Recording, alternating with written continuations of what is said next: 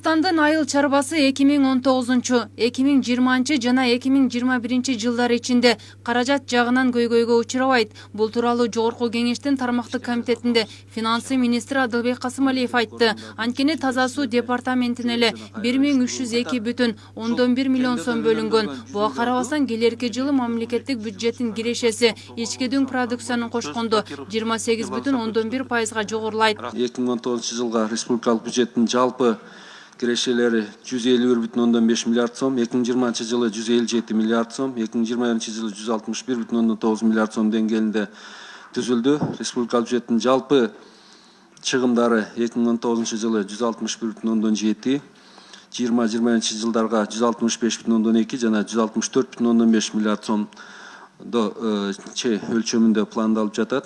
Каржы министри билдиргендей, келерки жылдын бюджети 2018 жылга салыштырмалуу 28 миллиардка көп пландалган. Ал эми 2019 жылы Кыргызстандын айыл чарба продукциясынын көлөмүн 102,7%га көтөрүүнү учурда өкмөт пландап жатат. Анткени келерки жылдан баштап Кытайга 10го жакын ар кандай ата мекендик продукция экспорттолот. Алардын катарында сүт, жашылча жемиш жана бал бар. Бул тууралуу Кубатбек Боронов айтып, 2019 жылы мамлекеттик казынадан айыл чарба министрлигине жетиштүү каражат бөлүнгөнүн кошумчалады.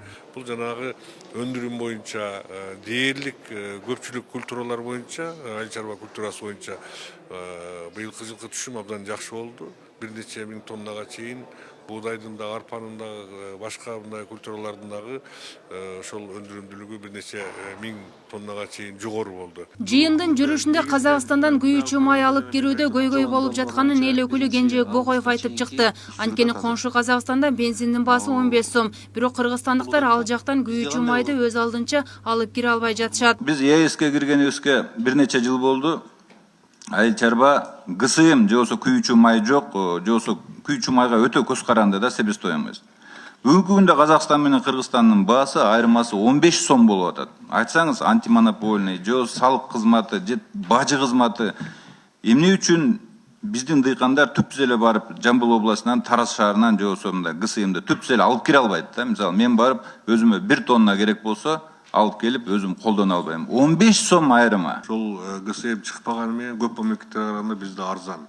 Казакстанга салыштырмалуу айткандай туура. Бирок Казакстандан алып кирбей деген эч кандай запрет жок. Эгер баардык жолун, наркотиксин төлөп алып кире турган болсо, ал биздикинен баасы теңелип эле калат да, арзан болбойт. Жыйында айыл өкмөттөрдүн бюджети жөнүндө да сөз болуп, жер салыгын көбөйтүүнү депутаттар сунушташты. Региондордогу аткаруу бийлиги жайыттардан, Токой чарбасынан түшкөн каражатты туура пайдаланып, жергиликтүү бюджетти толтурбай жатышат. Муну Асылбек Жээнбеков айтып, өкмөт мүчөлөрүнүн ишин сынга алды.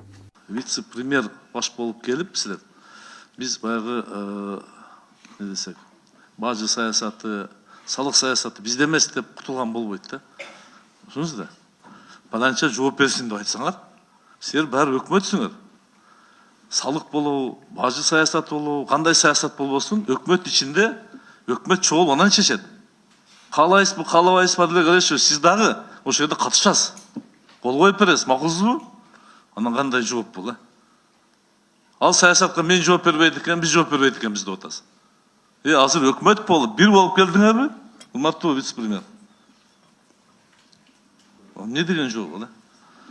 Мындай жооп болбош керек да. 2019 жылы ички дүң продуктунун өсүшү 4,0 деп көрсөтүлгөн. Бирок Жээнбековдун баамында көмүскө экономиканы ачыкка чыгаруу менен бул көрсөткүчтү көтөрүү мүмкүн. Анткени учурда көмүскө экономиканын көлөмү 24% деп айтылганы менен көрсөткүч мындан көп. Ошондой эле жыйында депутаттар өкмөткө кайрак жерлерге болгон салыкты көтөрүү, тендерлерден үнөмдөлгөн каражаттарды жергиликтүү бийликтерге бөлүп берүү боюнча бир катар сунуштарын айтышты. Гүлзара Бакаева, Канимет Биримкулов, Next TV.